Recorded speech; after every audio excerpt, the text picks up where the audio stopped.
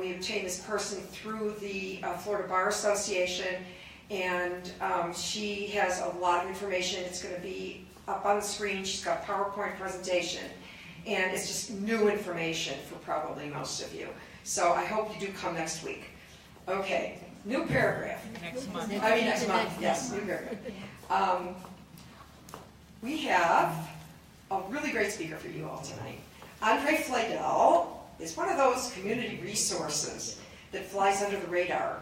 You don't see him around all the time, but he is critical to shaping Palm Beach County. He has spearheaded this very building that you're all sitting in, and you can even go out to the lobby and visit his plaque, which is up on the wall. He's been dubbed the Prince of Palm Beach, or some people call him the Prince of Delray Beach, after his special place on the actual beach, a chair with his name on it. But make no mistake, Andre is the go-to person in this county if you want to run for office. He is the insider's insider, and he probably knows just about everything there is to know about politics in Palm Beach County. Machiavelli was his mentor, and he has worked to ensure the success of the community's development. And we welcome this awesomely fun and serious guy, Andre Fladell.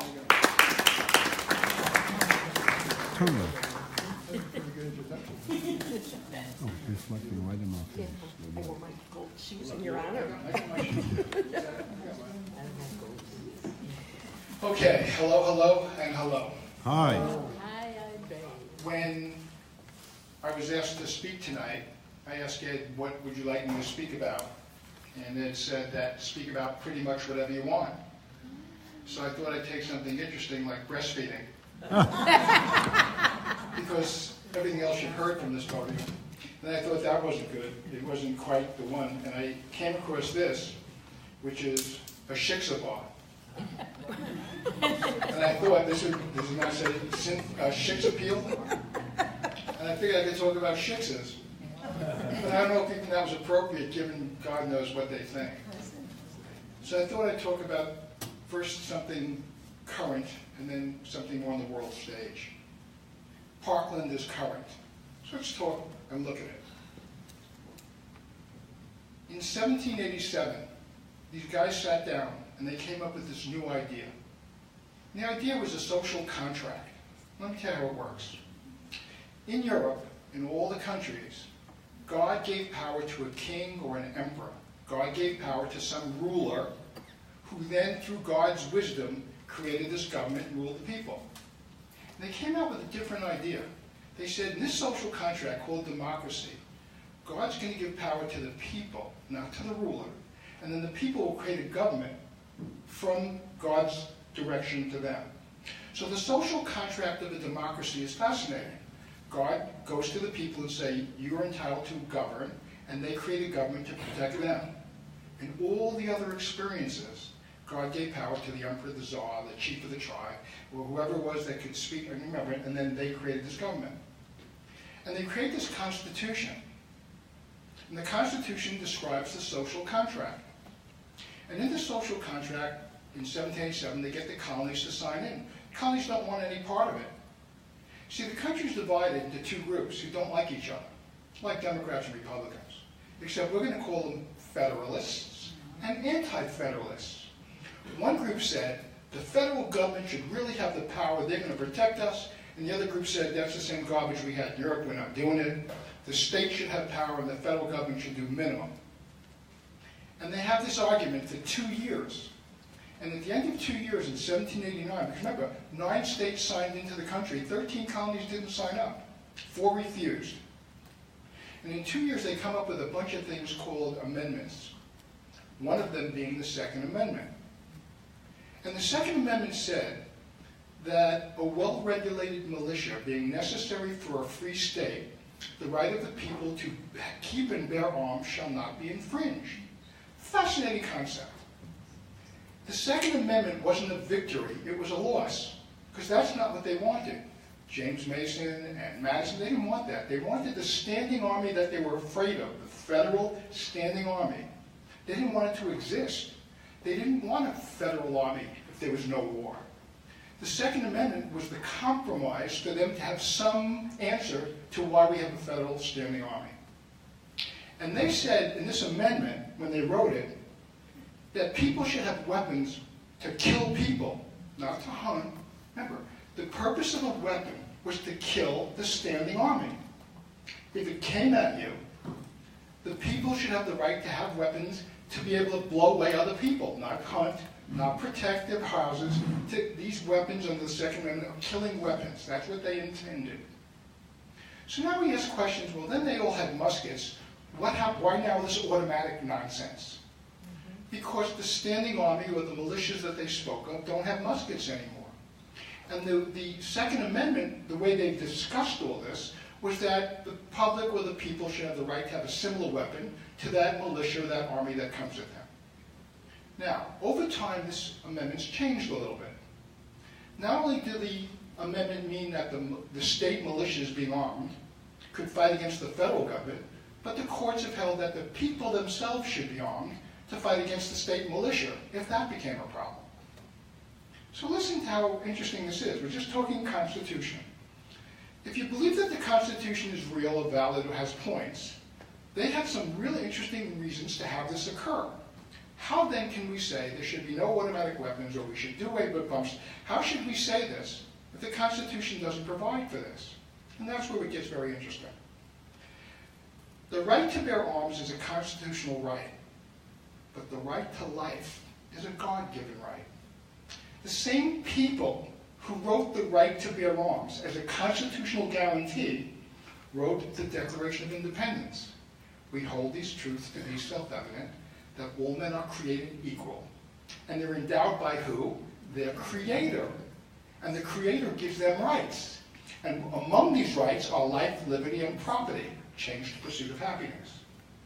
If life is a God-given right according to these individuals, and the right to bear arms is a constitutional right for the purpose of protecting the God-given right, then the compromise of the Second Amendment is proper in protecting the God-given right. So the reason for the position of really smart Democrats in opposing automatic weapons and opposing bump stocks in background checks and waiting periods is to protect the God-given right intended by the same people who wrote the Constitution's Second Amendment. Now you would think that life itself as a God-given right should be unwaivable, but it's not. We send 100,000 young men and women to die to provide for the common defense. So we acknowledge that the right to life itself is compromisable in the protection of all the rights, cumulative as a nation. When you listen to the courts and you watch the courts work, you'll find that everything they do is a balance of rights. The right of the baby, the right of the mother, the right of the criminal, the right of the victim. It's all balancing rights. So this is not a different argument. When you say that someone who believes in the Second Amendment, he's not patriotic, he's evil, he just doesn't understand in the balance of rights, we amend one right to protect another right. So that's my story about Parkland. And we share the same position, but my reasoning for the position is not because I don't believe in the Constitution and the Second Amendment, simply that one right has to accommodate the greater right, in this case, life. Good.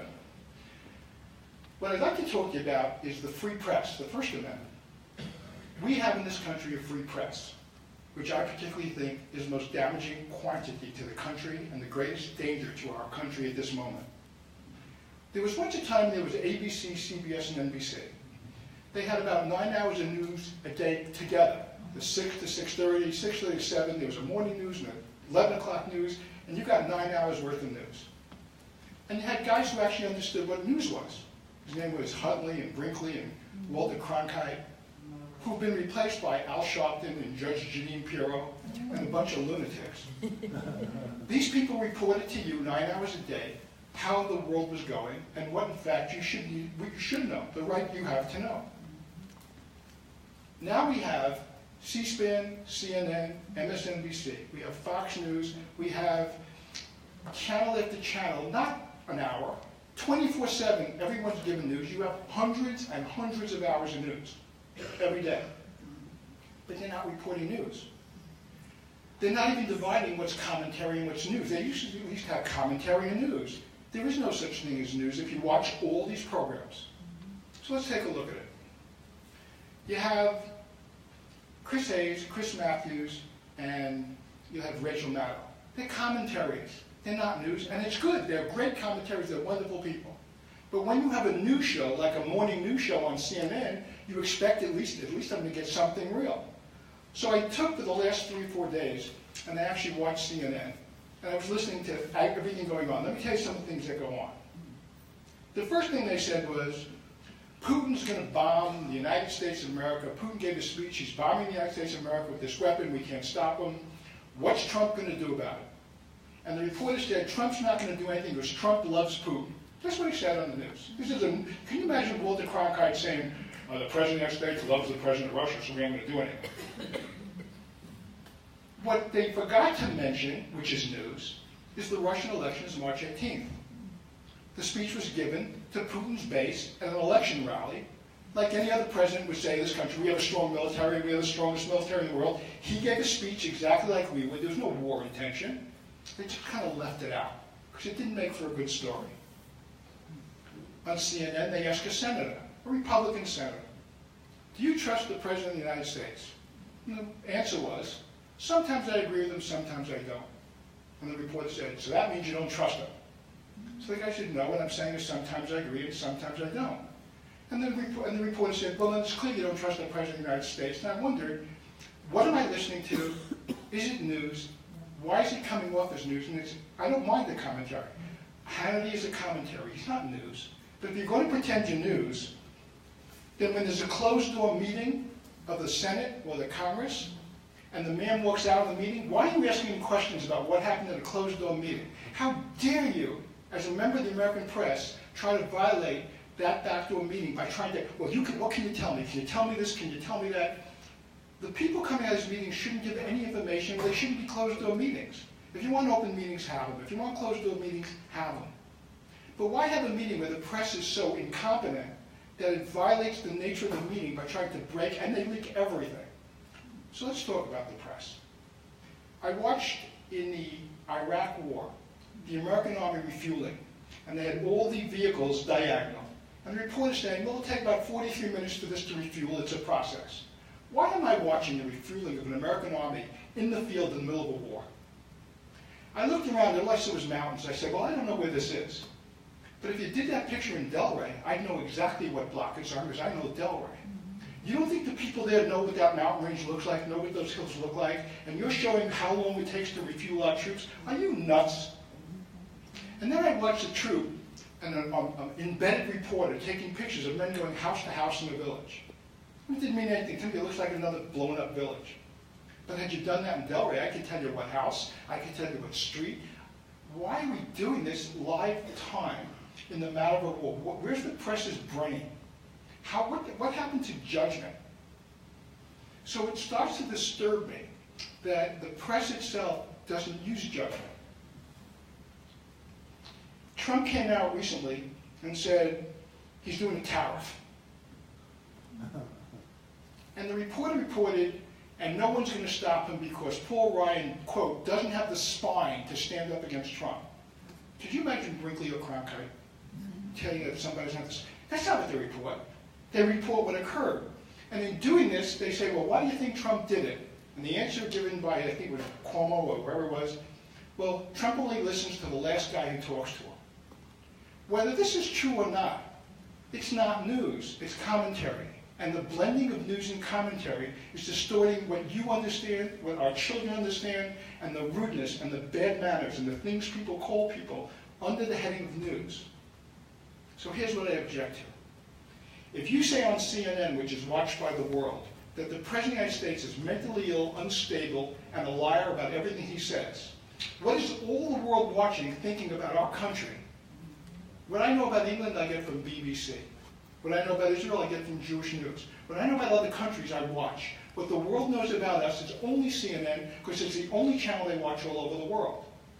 And when their leaders in their world hear that our president's mentally ill and we're reporting it as news, they don't know it's commentary. What are we doing to our country on that level? The country's obsessed with Russia. We are obsessed with Russia. Russia violated whatever it is they violated. I got a clue for you. It's a warm-up. You think that was a violation? Stick back, come to 2020, come to 2018. They're just learning how to do this. Social media is unstoppable. The technology of social media is moving quicker than we even can legislate it. Not only is Russia going to get involved with our next election, but every country in the world that wants to be will be in our next election. So we spend the last year figuring out ways to undo this? No. Discussing what technology we should use to inform the public? No. I have an idea. Let's see who we can blame for the next year and a half. In 2018, we're going to get smacked all over the place. We should be spending 2 years trying to figure out how to protect our elections from outside influence, how to deal with the technology that we're about to walk into, but not this country. All it wants to do is collusion and who we're going to get and who we're going to put in jail and who's pleading what. That's great. It's a luxury when you solve a problem. The problem is that we're not solving problems. So these are my problems. Let me tell you what's going on while we're looking at Russia. China is conducting a war against the United States.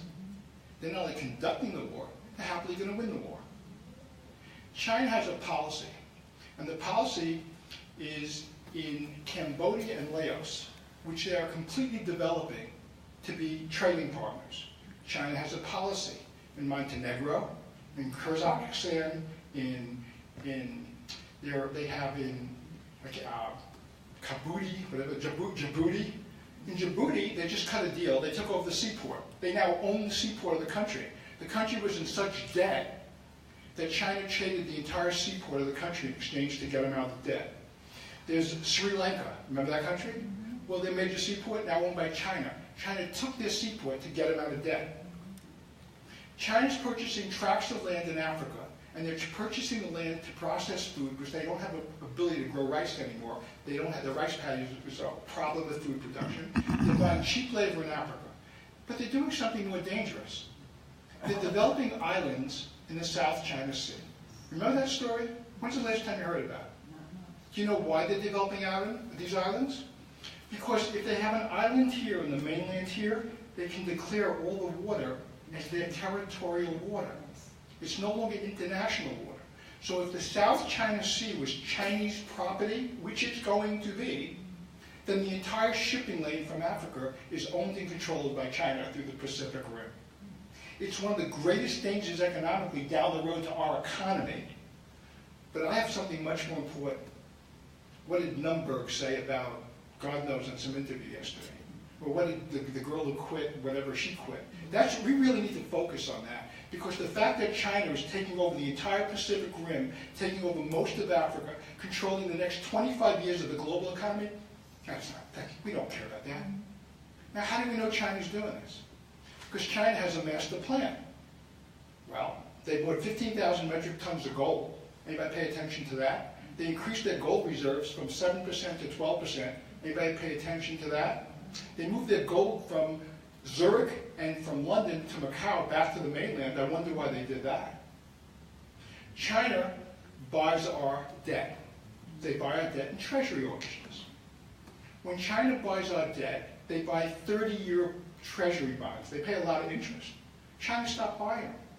They're now only buying 5-year and 10-year treasury bonds. That means they want to get out quicker. They don't want it. They're willing to take less interest to get out. Why would they do that? China's got a plan, and the plan is almost crystal clear. Somewhere about 2026, give or take a year, they will demand that the world currency is no longer the dollar. And there's a reason they're going to do that. And when they do that, the economics of this country is going to be upside down in 24 hours.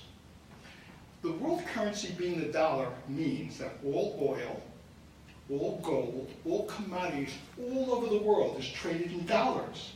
So every time you go into a safe, whether it's Saddam Hussein or El Chapo, they have gold and dollars, which is the world currency.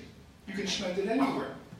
If the dollar wasn't the world currency, then that money is of no value. And the money's going to come pouring out of these vaults and out for the new world currency. That will annihilate the American dollar worldwide. Now, why should that happen? In 1971, Richard Nixon decided that we're going off the gold standard. Richard Nixon, because of the cost of Vietnam and other things, decided that we're going to print money with nothing behind it, and we have good faith in the American dollar. Good idea. Well, it went a step further about 4 years ago. We not only print money with nothing behind it, we don't even print the money. We create it by wire transfer. We're creating dollars not only with nothing behind them, but dollars that aren't even dollars. And if the world currency wasn't the dollar, we can't account for that number because it doesn't exist, let alone there's nothing behind it. Now, could this be a problem? Well, let's see. The country's $21 trillion in debt now. Let's look at how smart we are as an economy. In 1932, Roosevelt comes up with this idea called Social Security. Great idea. Let me tell you how smart this is. People are going to die when they're 68, maybe 67. That's the life age. So I got people from 20 to 65, 45 years of people supporting 3 years of living people who are going to die. Well, I got a new story for you. No one's dying at 68, but not accommodating. We're living till 84 and 85 and 86, and all of a sudden, you have 15 and 20 years of people being supported by a labor force of 40 years. That's 2 and 3 to 1 people supporting 1 retiree. That doesn't work. Well, let's do something about it. Hell no, it's called the third rail. We're never going to do anything about it. So our debt went from $10 trillion in 2008 to $21 trillion now. The first time one of our treasury auctions fail, that means when we sell the debt to the other countries, the first time China or these countries choose not to purchase our debt, the auction will fail. Our economy will be in deep trouble. Just like Greece, just like Italy, just like Spain, the numbers and the interest rates are going to come soaring through the world. And at that moment, China will make a declaration that the dollar is not the world's currency. And at that moment, our dollar won't be worth very much. So while we're focusing on stupidity, and I believe me when I tell you, put them in jail, lock them up, that's not what 24/7 news is supposed to be doing. 24/7 news should be telling you about what China's doing, what the European Union's doing. They should be telling you about really the options around the world. Who reports this anymore? Do you know why? It doesn't get good ratings. And all news today is about ratings, not about news. So, what I came today to talk about is a few things. One, we need to re-examine what we're focusing on. We need to realize that the news and commentary no longer exists as a clear division. It's not really healthy. It's fun, but it's not healthy. You know, let me show you how far it goes. When I was younger, I had Leave It to Beaver and Dennis the Menace, and the weapon of choice was a slingshot or we threw a marble through a window. Now I'm living with 2.5 men and a baby and Modern Family. I don't even know what the family structure looks like because the TV sets and I'm having the children watch television. There's no Father's Knows Best. There's no Make Room for Daddy. There's no what the kids are watching on TV and internet. If you think that's healthy for the generation coming up next, I'm not so sure. So I think we should reanalyze what we're doing. Now, I'm a Democrat. I've been a Democrat since John F. Kennedy made me a Democrat. I didn't even know you weren't supposed to be anything but a Democrat. But I don't disrespect the Republican Party. I just disrespect people within it. I think there are honorable people on all sides of all arguments that come to some pretty strange conclusions. I'm a pro-choice human being. I believe in church and state separation. There are people who don't quite see it the way I do. Doesn't mean they're evil, bad, dirty. Look, we say they hate women. They say we're baby killers. We say they hate rich people. They say we like illegals more than Americans. How is that conversation going to ever get anyone to a table to sit down? Trump is not a solution. He's actually part of the problem. It's a pity, because just for a split second, I said, maybe he's not in the government. Maybe he's the same, he's worse than the others, because his ego's in his way. I really wish we had a country where the middle came back again. I wish the Jacob Javitzes of the world. I wish the Metzenbaums of the world from Ohio. I wish the people who ran the middle would come back. But here's why they won't. Because they don't talk anymore. Because they don't have dinner anymore. Because they don't, after 5 o'clock when they go home, they don't go out with each other anymore. Washington, ask Bill Nelson, ask Ted Deutsch, they'll tell you. The relationships between the wives don't exist anymore. We have a government of angry people, accusing people of names, calling everyone criminals, making everyone who doesn't agree evil. And I don't even know that I'm right, but I know I'm respectful. And if these people were as respectful as they should be, government would go back to working. So I'm done with the speech for now, and thank you very much for your thoughts. Very nicely done. I'll take any question. Any questions? Okay, first question, Manish Tano. Are you familiar with the book by Ken Kashua-Hauer, Rich Dad, Poor Dad? No, but I had a rich dad. No, but I'm telling you, everything you spoke about tonight is in his book. Thank you. So I think you memorized his book and gave us the speech. I wish.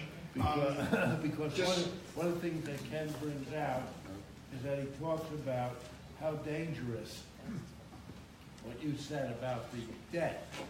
Now, my question to you, Lee, this is a question, what's going to happen once we can't pay back the debt and the dollar's not worth The anything? dollar should collapse to about 30% of its value.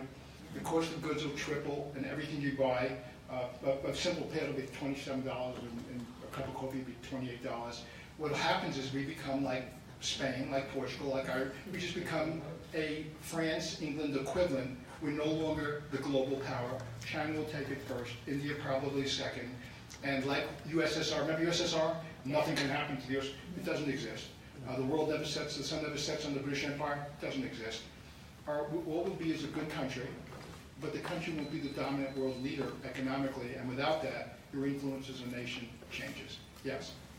How can the average person, of course, not just in the major cities, but across the United States, how can they start getting educated to understand what is happening and be able to make reasonable choices? I think the press is a danger because the press doesn't even create that reasonable choice. The press pushes you further and pushes them further. It's pushing everyone away. The lack of journalism, the lack of good reporting. Individuals, when someone says that Republican, he's a piece of garbage because he's a Republican, first make sure he's a piece of garbage. And if he isn't, he's a piece of garbage. But you know, there's people who live on my block I don't like, and the people in another neighborhood I don't like. There's people I like in both places. I think we need to be more respectful on one level, and I think we need to ask more of the news. We need more news. When you want to do commentary, rip them. When you want to do news, give it to me. Tell me where you see news. Where do you watch it? The only place you can watch it is 6:30 to 7, ABC, NBC, and CBS. They give you 30 minutes. The local news isn't bad, but once you go on the networks, like CNN, if you can find me 15 minutes of news, show it to me. It's going to be 30 minutes, they have commercials. Yes, sir. Bob Dole made an analysis of why the congressmen and senators don't get along, and blamed it on the jet aircraft and the speed of transportation. So it used to be, they came to work on Monday, they stayed there through Thursday, they went out to dinner together, they had apartments together. Now everybody comes in Tuesday morning, leaves Thursday afternoon, and they don't talk in between. What he said was that the relationships don't exist because the nature of the world has changed. The social media component of the world no longer allows people to kibitz. They no longer allow people to talk off the record and tell a joke. You make one bad statement in 30 years, which could be funny, it's not funny to anybody. So they use everything, every sense of humor, every moment you have that's social, and they torture you at the moment. Will Rogers was asked, Will, now that you're a congressman, is it true that all congressmen are liars, cheats, and thieves? And Will Rogers said, yes, it's true, but they represent the voters perfectly. Yes, sir. And in your opinion, what strategy, if you had the power, what strategy would you use to counterbalance what the Chinese are doing? I divide the country into a checkerboard, let the courts do the districting in every state, let every district stop being left or right, so whoever wins the primary automatically wins the general. At that point, they'd have to come to the middle to win. In half the states, if you're a Republican, you can't lose, you win the primary. In half the states, you're a Democrat, you can't lose if you win the primary. So you have to go to the right and the left to get elected, because the gerrymandering over time has created districts that don't allow the middle to win under any conditions for either party. If you simply change the nature of the districts, then what would happen immediately is that the middle would come back to the Congress by election. It solves the problem. Nobody wants to solve it because each state doesn't want to give us its majority. The life of the nation has peril, and no one seems to give a crap. All they want to do is get reelected. And it's really concerning sometimes. It bothers me. Because I'm a dream kind of kid. I'm not a DACA kid, I'm a dreamer. I'm a hippie. I'm a hippie that just grew up, and I don't know what's happened to my country. And the things that they would wash my mouth out with soap, they report on the news on a regular basis.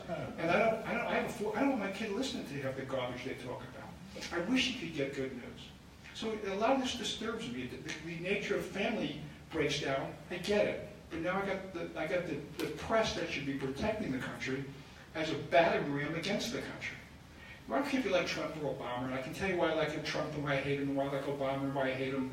There were things about Obama that are phenomenal, and when it came to the amendment stopping the Jewish quarter of Jerusalem from belonging to the Jews and that he wouldn't even put a veto on, I scratch my head. I don't understand my own country sometimes. Neither party, people.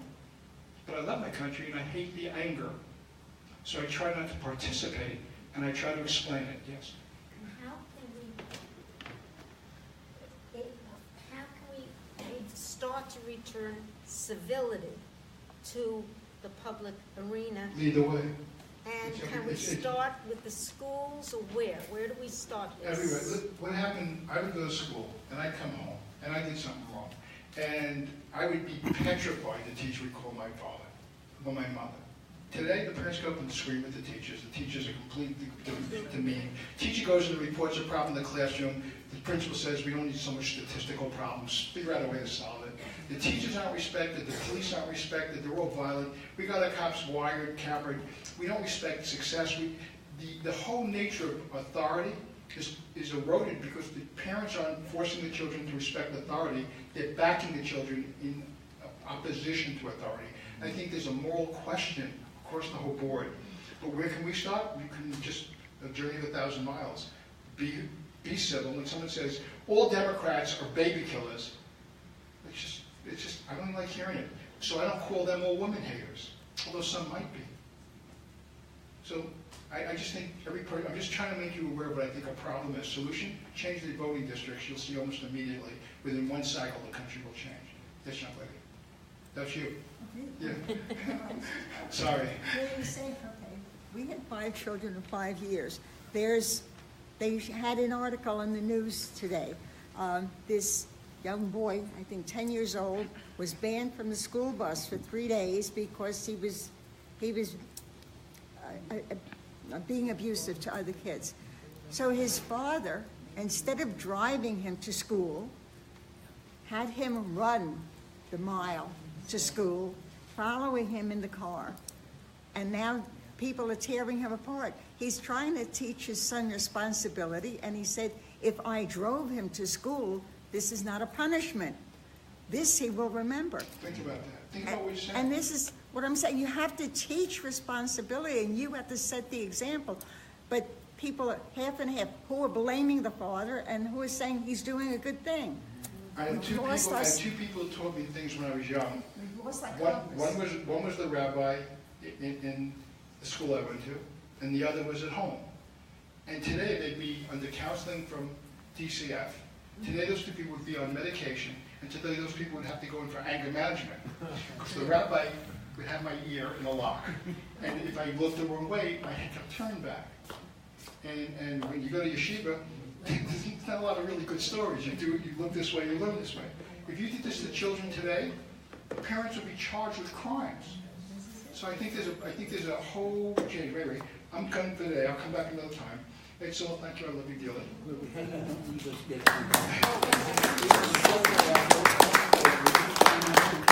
With a lucky ticket. On behalf of Murray Kellish, I'm picking the ticket. Murray's looking down. Murray's one of my kids. Right. Okay, here's the lucky number. Read them all. Hold it. Have you got the tickets ready? Yep. 3735-642. Bingo. Who's Wingo? Right there, right up there.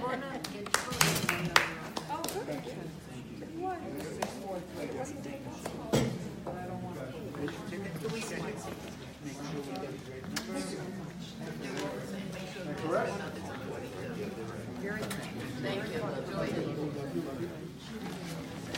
That being said, we'll look forward to seeing you next month. We'll have another book.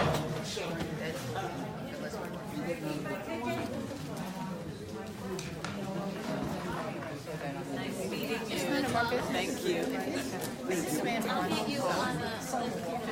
That would be wonderful. Thank you. Thank you. His wife. Thank you, Ed.